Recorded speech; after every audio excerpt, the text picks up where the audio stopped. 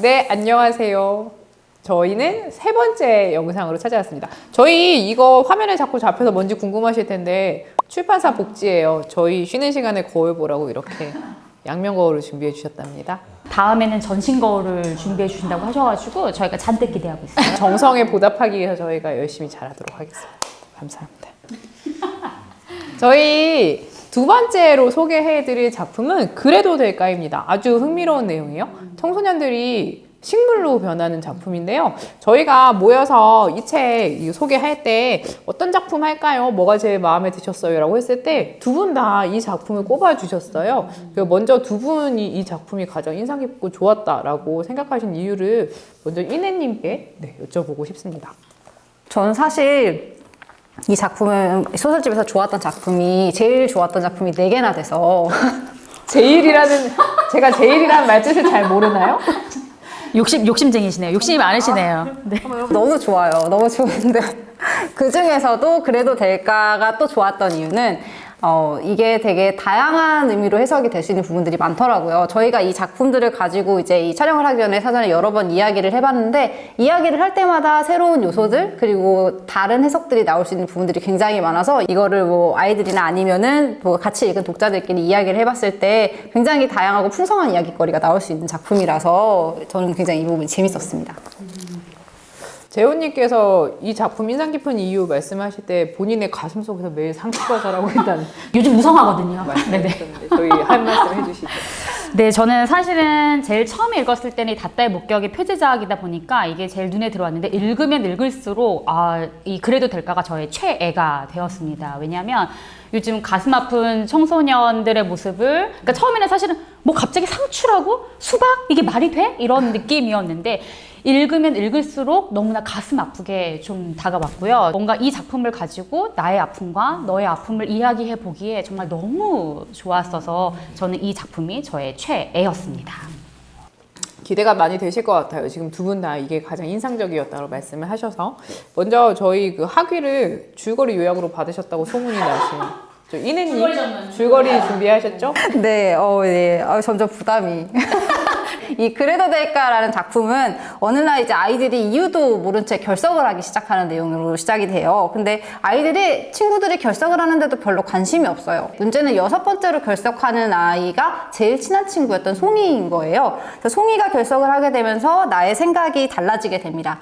근데 아이들은 여전히 별로 관심이 없고 어른들은 친구가 아파서 찾아가도 그냥 아픈 거야 괜찮아 걱정하지 마 이런 식으로 자꾸 숨기고 알려주려고 하지를 않아요. 그래서 나는 결석한 친구들을 만나려고 계속 시도한 끝에 7번째 결석생인 상추로 변해가고 있는 주호를 만나게 돼요. 이 주호가 어떤 감정을 느끼면서 따끔한 느낌과 함께 상추로 변하게 되었는지를 이 우주가 듣게 되고 그 이야기를 듣자마자 송이네 집으로 달려가게 됩니다.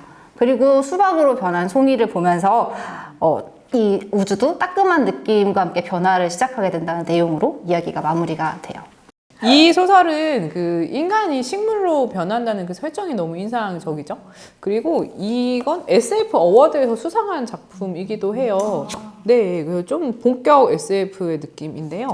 저는 저희가 사실 국어 가르치는 사람으로서 많이 접하는 작품이 사실 리얼리즘 소설이잖아요. 그래서 이 본격 SF. 근데 작가님은 SF라고 생각 안 하고 썼는데 수상해서 당황하셨다는 뒷얘기가 있긴 하던데요. 재원님은 어떠셨는지 궁금해요. 저는 일단 이 작품에서 등장인물이 처음에는 이름이 나오지 않고 첫 번째, 두 번째 이렇게 숫자로 나오거든요. 일단은 저는 그 부분이 또 되게 마음 아프게 다가왔는데 그 숫자 뒤에 사실은 수많은 이야기들이 있는데 정말 저희가 다 각자 압도적인 고유성을 가지고 있는 인물들이잖아요. 그런데 숫자로 호명하면 그 뒤에 있는 그 개인의 서사가 다 가려진다라는 느낌을 좀 받았어요. 그래서 그 코로나 시기에도 물론 우리가 이것은 개인의 익명성과 사생활 보호 때문에 그랬던 것이지만 저희가 숫자로 불렀잖아요. 근데 그게 숫자로 부르는 순간 그들이 사람이 아니라 굉장히 저한테는 바이러스 덩어리처럼 좀 느껴졌거든요. 그 존재감이 느껴지지 않고. 네. 그래서 저도 학교에서는 되도록이면 몇 번 얘기해봐 이렇게 번호로 잘 부르지 않는데 저는 그 번호로 부른다는 거에서 이들의 존재감이 인정받지 못하는 모습이 개인적으로는 굉장히 좀 마음이 아팠습니다. 이내님은 어떠셨나요? 78쪽에 보시면은 이런 문장이 있어요. 아이들이 계속 결석한 거에 대해서 두 번째 문단, 세 번째 문단 끝부분쯤에 그래도 될까 싶었지만 아무도 신경 쓰지 않았다 라는 문장이 있거든요. 이 작품의 제목이 그래도 될까잖아요. 그래도 될까가 두 번 나오거든요. 뒤에서 얘가 이 송이한테 나 독 있는 꽃으로 변해도 될까? 그래도 될까라는 부분에서 나왔고 여기서도 그래도 될까라는 이야기가 나와요. 이 이야기는 작가님께서 그래도 될까 싶었지만 아무도 신경 쓰지 않았다라는 말을 통해 그러면 안 된다라는 의미를 준다는 생각이 들었어요. 누군가의 부재에 대해서 신경을 쓰지 않고 또 누군가가 필요하다는 게 저기 또 편집장님이 또 소름을 까고 계시는. 소름을 털어내셨어요. 네. 이 아이들이 누군가의 부재에 대해서 신경을 쓰지 않고 또 누군가가 아쉬운 게 그의 능력이 필요할 때만 그렇다면은 이건 철저하게 인간을 되게 유용한가 유용하지 않은가라는 가치로만 판단을 하는 상황이 되는 거잖아요. 근데 사실 우리가 아이들이 그 자체로 굉장히 소중한 존재들이고 인간 그 자체가 사실은 각각의 개개인이 가지고 있는 존엄한 부분이 있는 거잖아요. 근데 이런 개인의 존재감이 없어진다는 거는 아이들 스스로에게도 굉장히 상처가 되는 상황이고 왜 아이들이 스스로를 그리고 서로를 그렇게 바라보게 되었을까 라는 고민을 되게 많이 하는 지점이 되었었어요.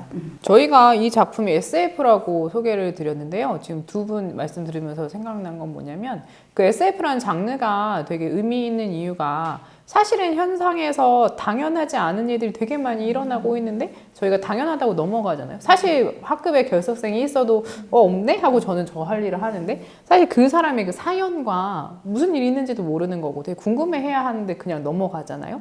근데 여기서는 인간이 식물이 되는 설정을 하고 나서 상황을 보니까 되게 이상해 보인단 말이에요. 그래서 저희도 지금 그 지점에서 다 마음이 아팠다라고 했는데 그 말씀 듣고 나니까 이게 확실히 그 SF라는 장르 필터를 거쳐서 보면 저희가 그냥 해왔던 일들이 확실히 이상하구나라는 인지가 되니까 이게 장르가 필요한 이유라는 생각이 들었어요.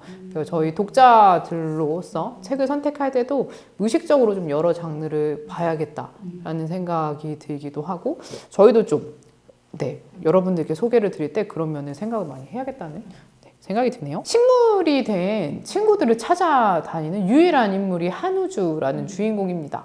이 주인공이 아주 특징적이죠. 주인공에 대한 이야기를 좀 해봐야 될 것 같은데요. 재호님은 없어진 애들이 너무 당연하게 없어지는 상황이 마음 아팠다고 했는데 우주 혼자 찾아다니잖아요. 그 모습 보고 무슨 생각하셨는지 궁금해요. 일단은 계속 재밌게 하고 싶은데 당이 많이 떨어지네요. 그래서 정말 그 직업적인 유튜버들이 정말 새삼 대단하다 이런 생각이 좀 들고요. 저는 그 앞에 나왔던 다따와 양다솔과도 같지 않지만 저는 여기 나오는 한우주와도 저는 너무나 다른 인물이다라는 생각이 들었어요. 왜냐하면 우주는 학원도 빠지고 그 혼자 막 찾아다니잖아요. 엄마가 잔소리를 하는 와중에서도 저는 우주와도 너무나 다르다. 왜냐면 제 고등학교 시절 돌아보면 정말 다른 사람 상관없이 내가 대학 잘 가는 거, 그냥 인서울 하자 이런 목표로 살고 다른 사람들이 힘들거나 말거나 그냥 내가 성공하는 게 되게 중요했고 그리고 다른 사람들을 보살피는 건 대학 가서 하자. 그렇게 좀 생각을 한 거예요. 그러니까 지금 열심히 하고 남과 잘 사는 건 대학 가서 해야지. 라는 생각을 했는데 막상 대학 가는데 이게 되질 않는 거죠.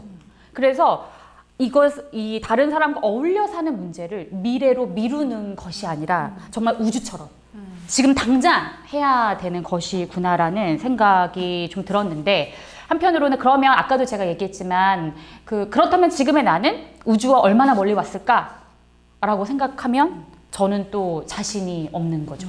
네네. 그런 면에서 우주의 모습을 아주 인상 깊게 보았습니다. 우주를 보고 자신을 돌아봤다는 말씀을 들으니까 확실히 그 청소년 소설, 저희 일부에서 얘기했던 것처럼 청소년 소설을 읽는 일이 성인한테도 정말 큰 영향을 미칠 수밖에 없겠다라는 생각을 다시 하게 되네요. 이내님은 어떠셨어요?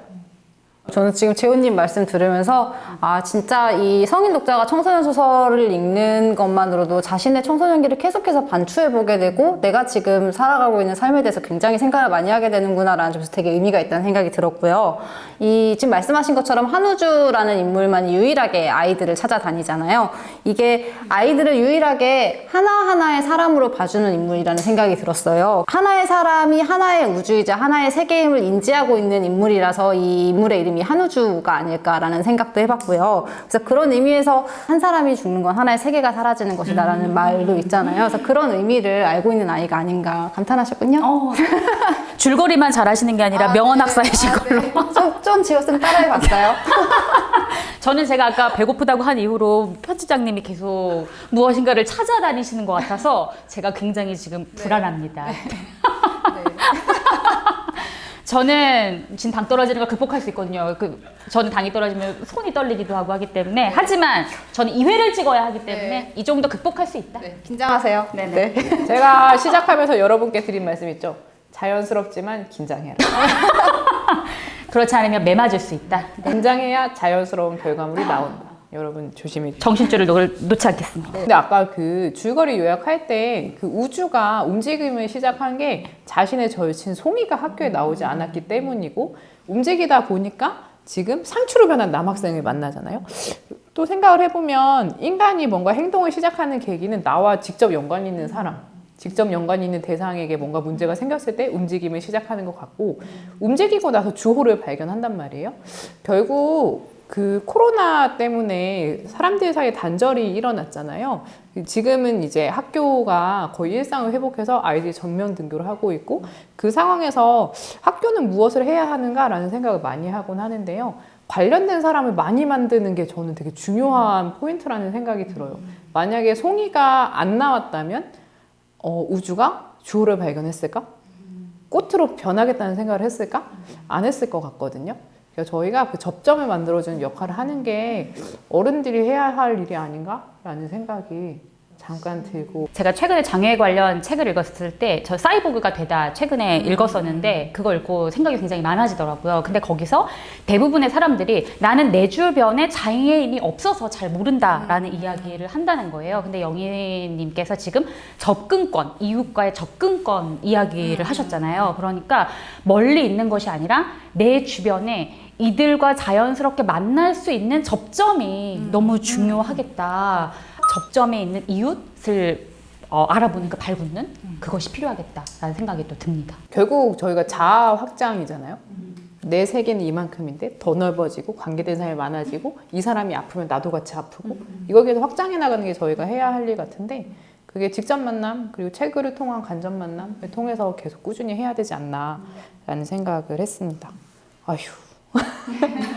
인물 이야기를 했는데요. 저희 우주랑 닷다가 조금 연관이 되어 있다는 생각이 조금 들어요. 아까 재호님 얘기에서 살짝 언급이 되긴 했는데 재호님께서는 그 둘의 관계를 어떻게 생각하세요? 저도 닷다와 우주가 굉장히 비슷한 인물이라는 생각이 들었는데요. 닷다가 눈이 밝은 아이로 나오잖아요. 근데 우주도 닷다처럼 눈 밝은 아이라는 생각이 들었고요. 왜냐하면 눈이 밝았기 때문에 혼자 찾아다닐 수 있었다라는 생각이 좀 들었고 제가 아까 어젯밤에 사전을 좀 찾았다고 말씀을 드렸었는데 사전 이야기 또 한번 해보려고 그래요. 네. 왜냐하면 저는 사실 이 닷다라는 인물이 작가님 옆에 실제로 존재하는 인물이라고 하긴 했는데 너무 신기한 인물인 거예요. 그래서 혹시나 사전에 내가 모르는데 닷다가 있나 싶어서 찾아봤더니 없거든요. 없는데 제가 그 순간 사전을 찾는 순간 이 닷다의 시옷 받침의 닷다가 히읗 받침의 닷다로 갈 수 있다는 생각이 제가 너무나 든 거예요. 그래서 닷다가 이웃에게 닿다라는 인물로 느껴졌고 여기서의 우주가 아까 한 세계가 하나의 우주다라는 말씀을 하셨는데 송이에게는 정말 하나의 우주 같은 인물이잖아요. 그런 면에서 닷다와 우주가 아주 닮아 있는 인물이라고 생각했고 저는 또 맨 마지막에 그 닷다가 받은 휴대폰을 가지고 양다소를 딱 쳐다보는 장면에서 이 소설이 끝나잖아요. 그런데 그래도 될까 해서 맨 마지막에 여기서도 뭔가 딱히 결론이 있다기보다는 나는 그럼 독이 된 꽃이 될까? 이렇게 끝나잖아요. 그러니까 저는 순간 그 양다소를 바라보는 그 시선과 독이 될까? 라고 하는 그 물음이 굉장히 같은 느낌으로 저에게 다가왔다. 저에게 쩡 하는 울림을 주는 느낌으로 다가왔다라는 생각이 들었습니다. 아니 또 말씀 듣고 나니까 제목이 그래도 될까예요. 결말 부분에서 그 우주가 꽃이 되는데 그래도 될까라고 이제 반문을 하는데 혹은 선언을 하는 거죠. 내가 꽃이 돼도 될까? 라고 이야기하는 데서 정말 그 이야기의 주인공이 정말 청소년 그 자체 라는 생각이 들어서 약간 소름이 돋았고요. 그리고 이름이 또 성이 한우주네요. 그러니까 정말 각자의 개별 우주를 봐준다라는 의미도 돼서 정말 또 약간 하실 말씀 있으셨던 것 같은데. 제 얘기를 멈추고 하셨죠. 그러니까 저는 그 한 우주가 영희님 말씀처럼 하나의 우주라는 이야기로도 들렸지만 저희가 크다라고 할 때 한이라는 고유어가 있잖아요. 그래서 커다란 우주라고도 생각이 되어서 이 이야기인데. 네, 작가님이 영상 보면 그렇게 깊은 생각을 안 했는데 쟤네가 원래 작품은 독자의 몫이니까요. 맞아요. 뿌듯해하실 것 같아요. 맞아요. 그러면 가장 또 본질적인 의문입니다. 왜 아이들은 식물이 되었을까? 굳이? 왜 식물일까? 이내님은 어떻게 생각하셨어요? 우주가 그 주호를 찾아갔을 때 주호가 얘기를 해주거든요. 어떤 감정을 느끼고 나서 따끔한 느낌이 들었었는지를 얘기를 해주는데 이 주호가 상추로 변하기 전에 따끔한 느낌을 느꼈을 때 느낀 감정이 어떤 부당한 상황에 대한 분노, 근데 저항하지 못했던 어떤 무력감, 그리고 저항할 수 없었다는 수치심 이런 느낌들을 가졌었어요. 그리고 친구가 그런 부당한 상황에 놓여 있을 때 내가 아무것도 하지 않았다라는 부끄러움이나 아니면 내가 아니어서 다행이다라는 생각을 가졌다는 것만으로도 굉장히 애들이 느꼈던 무기력함이 크다라는 걸 느끼게 해줬거든요. 그래서 우리가 식물을 얘기를 할 때 식물은 보통 이렇게 동적인 생물은 아니잖아요. 굉장히 정적이고 또 어떤 자신의 감정이나 의지를 막 드러낼 수 있는 생물은 아니라는 점에서 아이들이 이렇게 식물로 변한 거는 뭔가 자신의 감정을 제대로 드러낼 수 없는 무력함이나 무기력함이 발현된 것이 아닌가라는 생각이 들었었어요. 아니 근데 저도 처음에는 그 무력감으로 읽혔거든요. 그러니까 보통 우리가 되게 무기력한 사람을 뭐 좋은 비유는 아니지만 식물인간 이런 식으로 얘기를 하니까요. 그래서 저도 처음에는 상추와 수박으로 변한 이들이 되게 무기력하고 나약한 인물로 생각이 되었어요.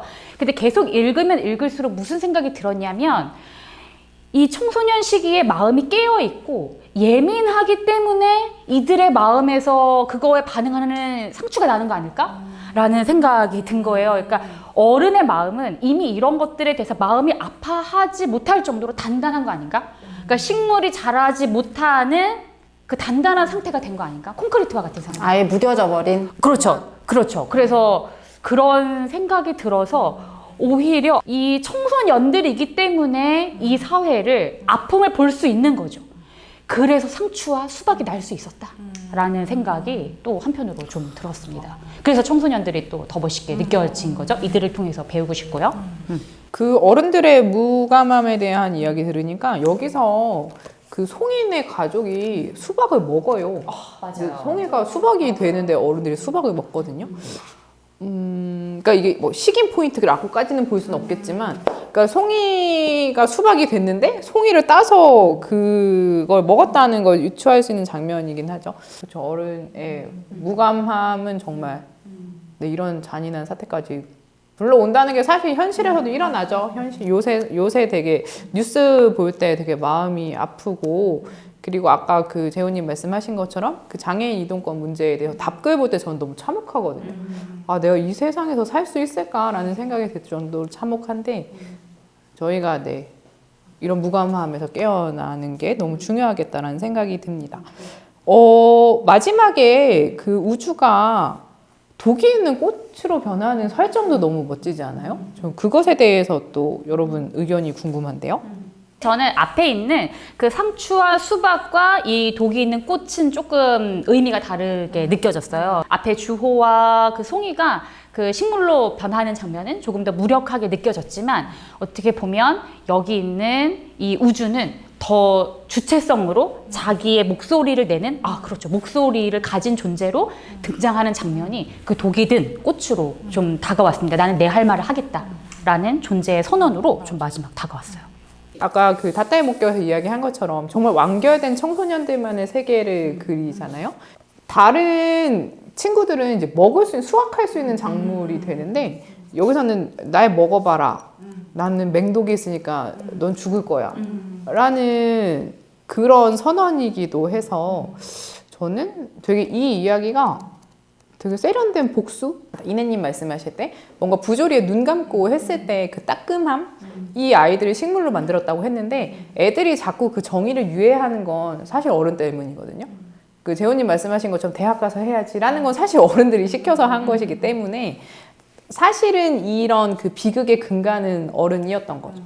그런데 수박으로 변했던 아이를 먹고 주호도 그 우주가 찾아갔을 때 상추 맛이랑 똑같대라는 말을 해요. 가족이 뜯어 먹은 거거든요. 그러니까 그런 근간을 깔아놓고 애들을 이제 뜯어 먹고 있는 거죠. 그런 성인들에 대한 대놓고 복수의 느낌이 나타나서 저는 되게 통쾌하게 읽었습니다. 조금 어른으로서 경종을 울리는 작품이었어요. 저희 두 번째 작품이죠. 여기서는 저희가 SF 장르 특성, 그리고 저희가 관계자의 범위를 확장시키는 거, 그리고 어른과 청소년들의 관계에 대해서 생각을 해볼 수 있는 작품이었고요.